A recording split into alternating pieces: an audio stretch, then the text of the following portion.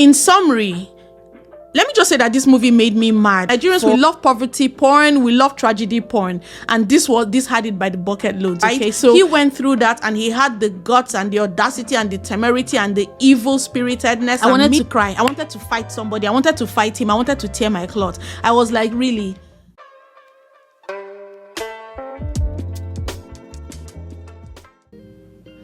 Today we're reviewing Sista, a 2022 drama currently streaming on Prime Videos.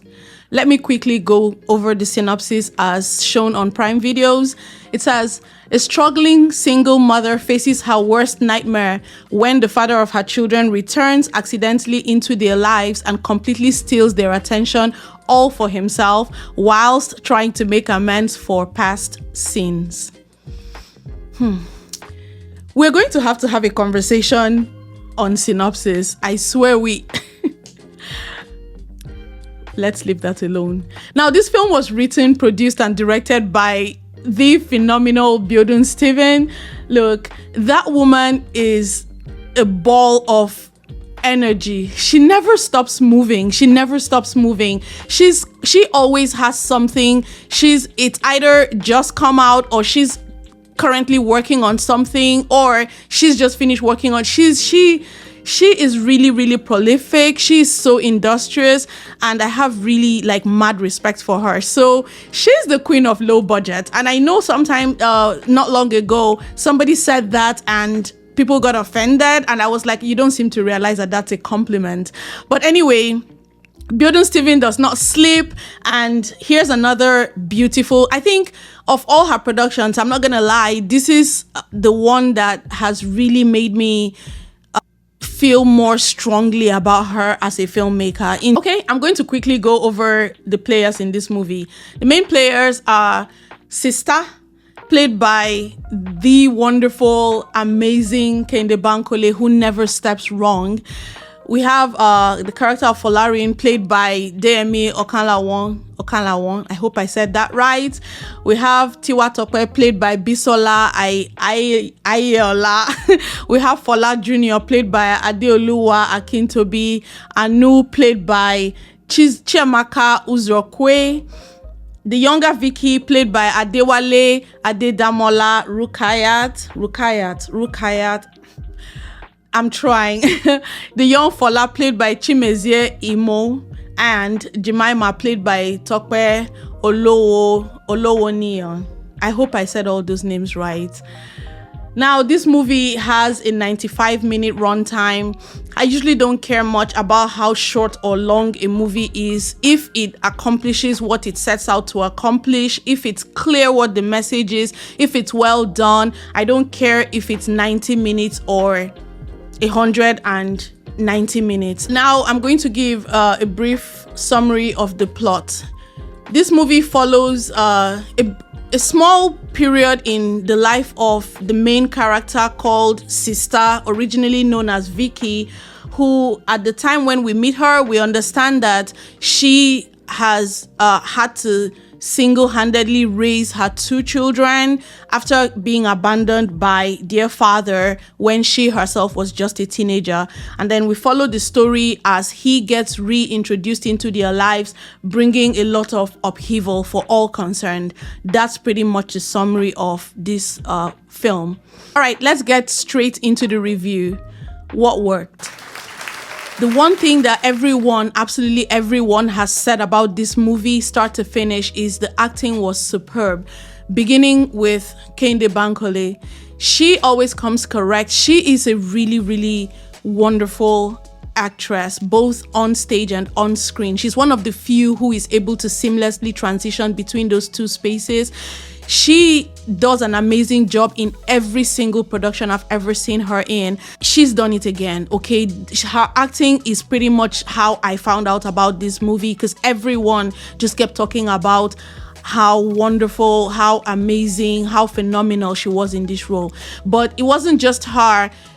Pretty much everyone was really good in their respective roles, so the acting was superb. This movie did a really good job of capturing and establishing the relationship between Sista and her children. There was just a real sense of normalcy in their interactions. All of it looked really authentic. So that was well done. Production design was really good. It was okay. The set seemed realistic and fitting to the characters that inhabited them. Costume was also fine, as was makeup, really. One other thing I could see very clearly was how palpable the emotions were whenever it was warranted. All the scenes where emotions were elicited, they were very well done. That's, again, to the acting, but also to the directing.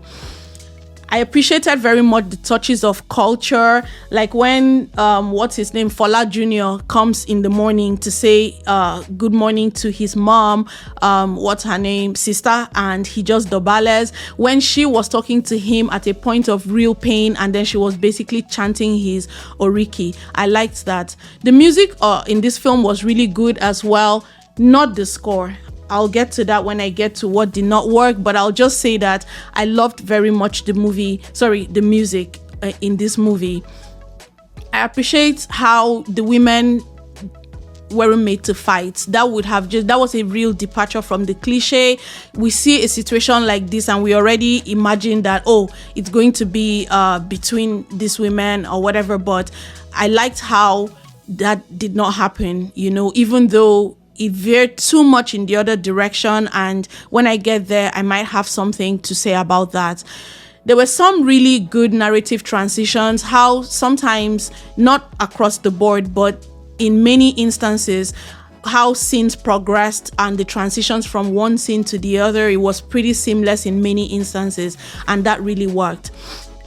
One other, for now, final thing that worked really well was the way, now typically expositions are difficult. Exposition is where you could lose the audience. It could get very boring, but when exposition happened, the main place where there was a lot of talking and recounting, it was done so well, and that's when typically you expect to zone out.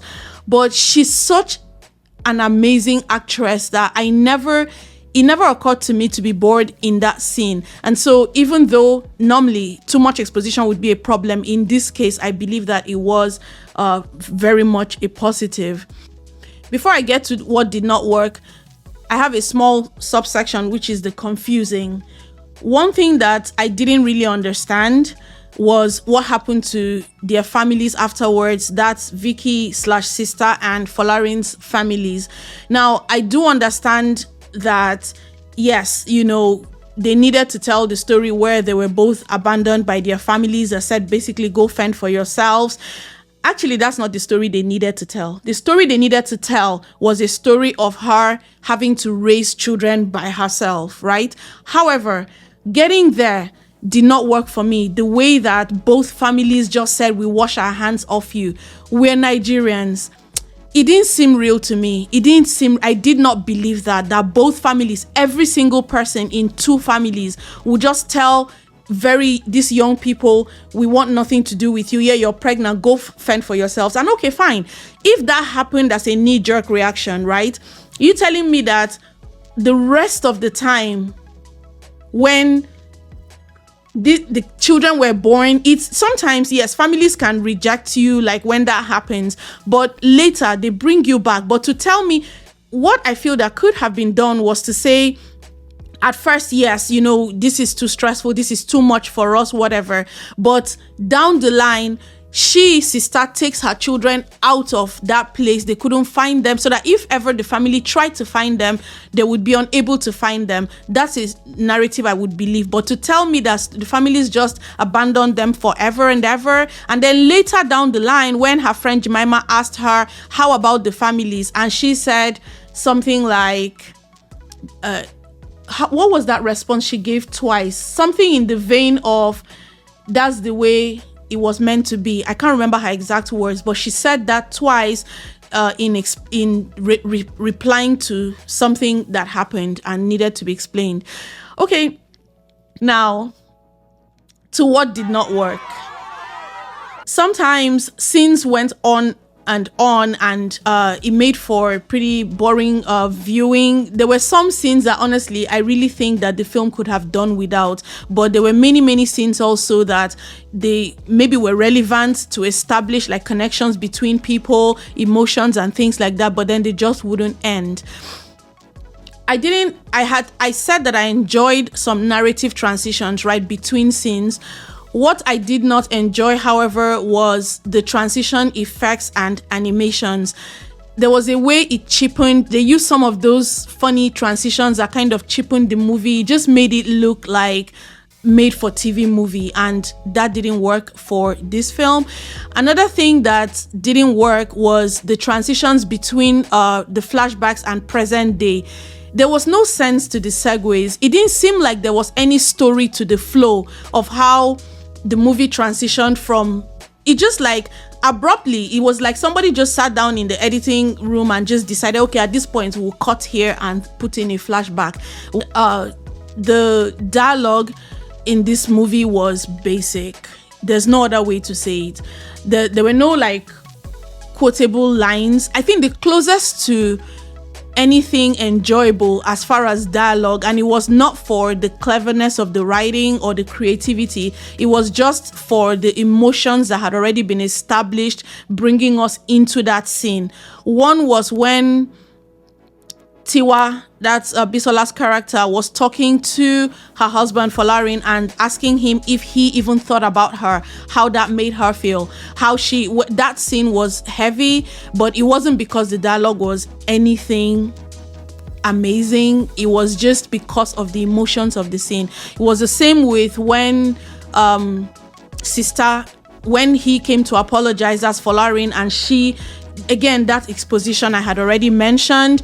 It was a really good scene in itself, and it was a lot of dialogue, and it was well done. But again, there was nothing to the dialogue in any part of this movie that was standout. If anything, there were some attempts at jokes that kind of fell flat. There was some pedestrian language that was used and stuff like that. So I think things like that took away from the movie. It didn't help.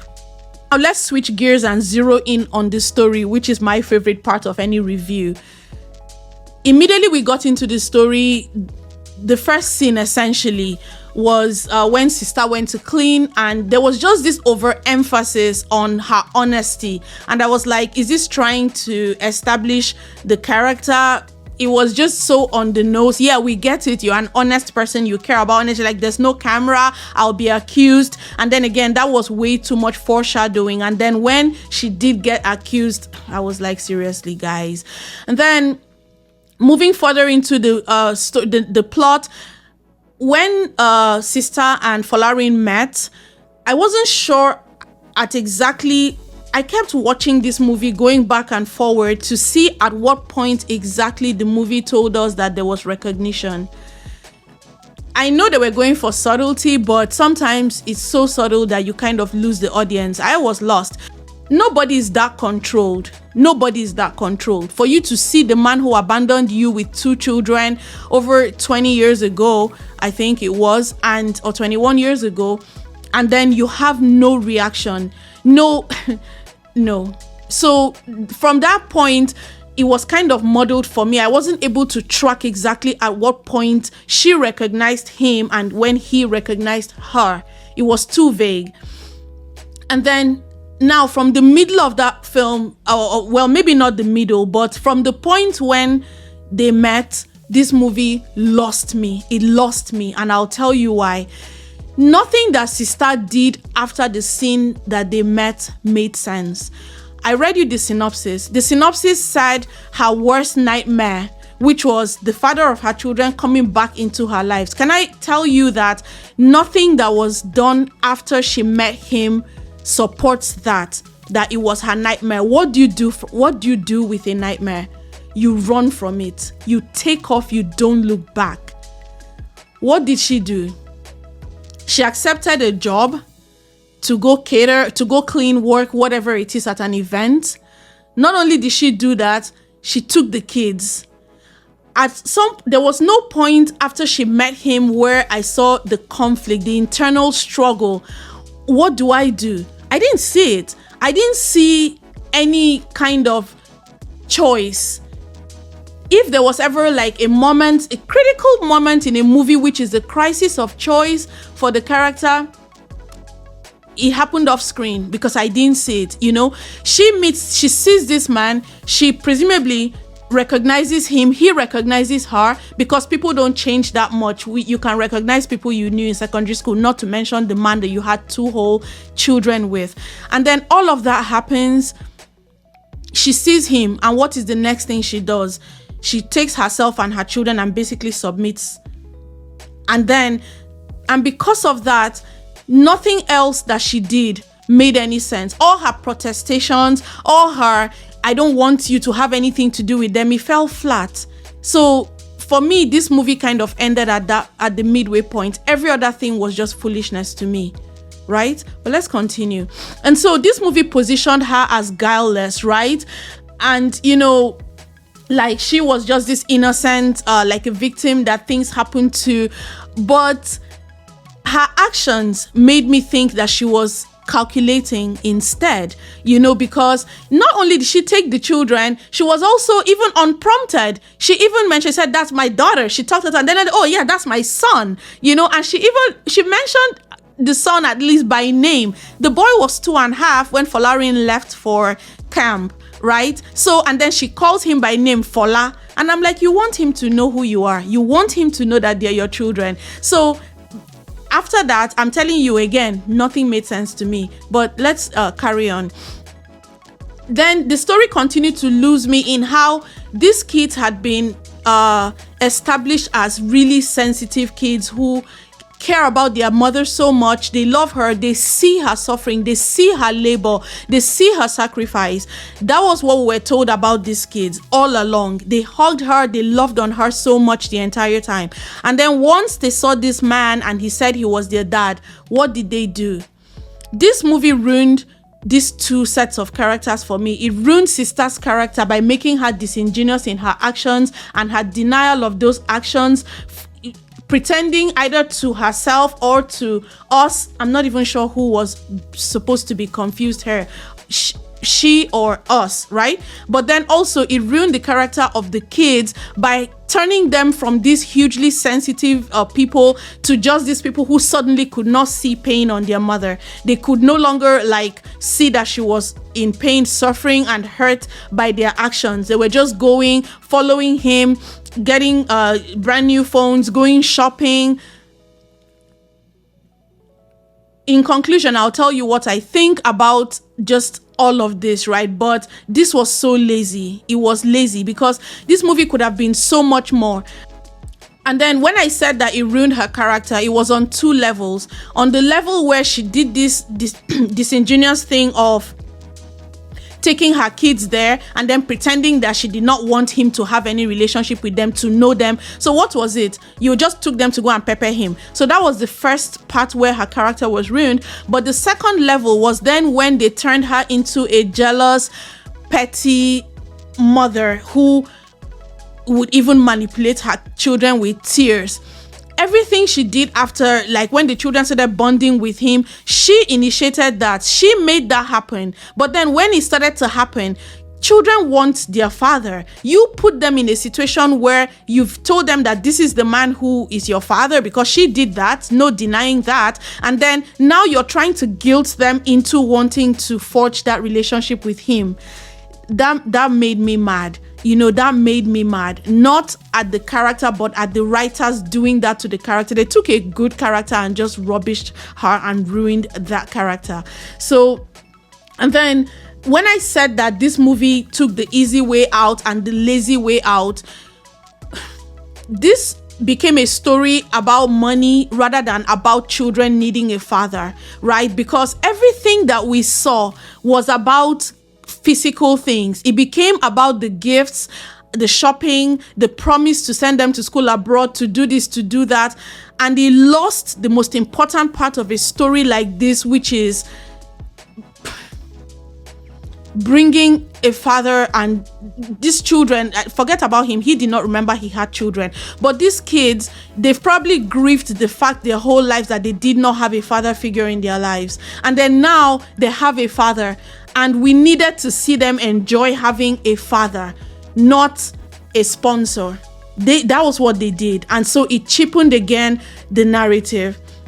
One small point that I might have enjoyed was maybe if they had brought the two sets of children together, it would have been an extra complication to the story, but this story was way too simple, so maybe that would have helped if Folarin and Tiwa's children had been introduced into the story, because she had made a point, Sista. She said, I said that I will raise my children to the standard where whenever they meet the other children, they would not be like lower, they would not be beneath them in any way.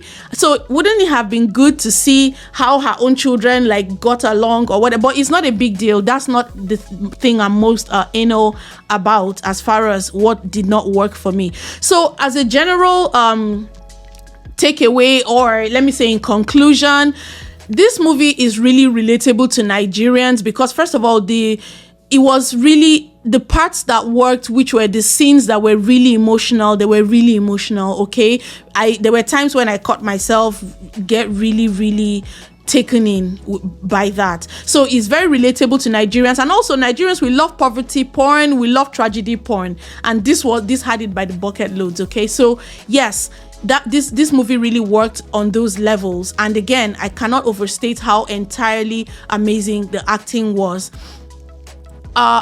However, the movie did drag on, and for such a short runtime, just feeling that it dragged on means that scenes could have been done better so that it wasn't a long movie, but then there were scenes that just dragged on and gave it a general sense of being longer than it really was. And then it wasn't particularly interesting, not gonna lie. This movie could easily have started at the 30-minute mark, right? Because that's kind of when the story started. The rest was like filler and backstory and whatever. In summary, let me just say that this movie made me mad for one specific thing. The man won in the end. He won, and if that's the story that they wanted to tell, I guess, because let me tell you the summary of this story as far as I'm concerned. This is a story of a man who has been riding on the backs of women his whole life and has been getting away with it, and at the end of this movie he got away with it again. That's it.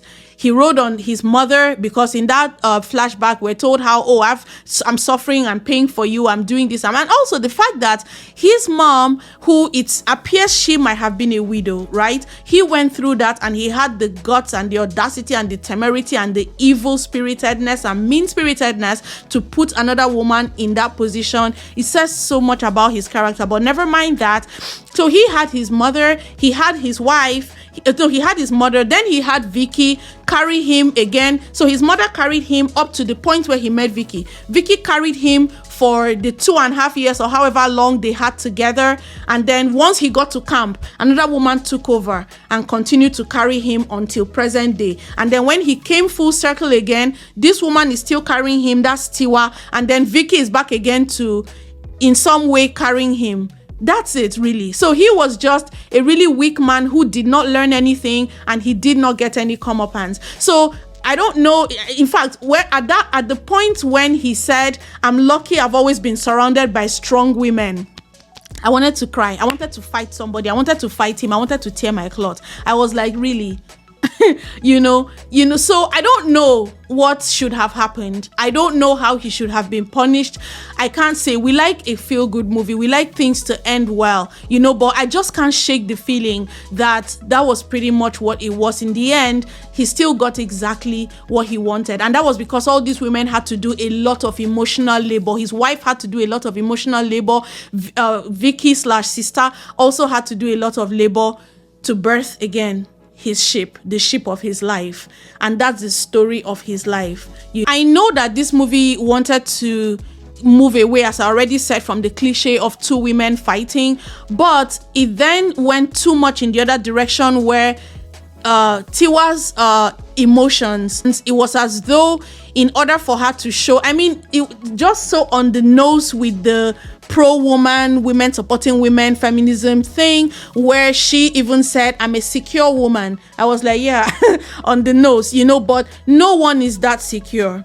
that they would not feel a twinge, they would not feel like really at least initial reaction. We can walk her there to where she gets to where she's like, oh, I have to make sure that this other woman is fine, a grievous thing was done to her. But to immediately get there from jump, again, that did not track as truth. One of the things that we're not doing very well in movies, again, still, is staying with the emotional truth of characters, staying with what characters genuinely would be feeling, not with the story that the writer has decided that they want to tell and forcing things to happen when they want them to happen, but emotional truth of how truly people would react in certain situations. In closing, this was an interesting enough movie to watch, but it didn't rock my world or anything. I agree.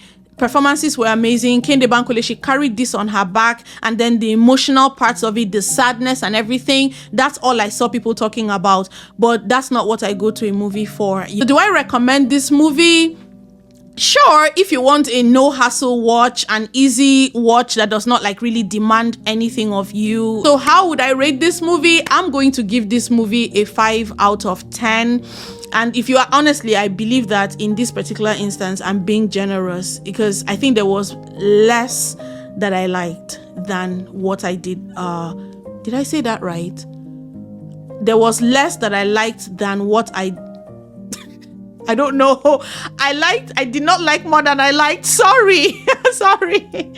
All right. So guys, that brings us to the end of this review. Thank you so much for your time here. If you've gotten value out of your time here, please do all the things: like, subscribe, share on your social media platforms and with your friends and family. But most importantly, please comment. I want to hear your thoughts, okay? I don't just want to hear only my voice. That's boring. So please comment and really just turn on your notifications so you can see whenever I post other videos. And in closing, remember, you have the right to an incredible viewing experience. So never settle. Thank you.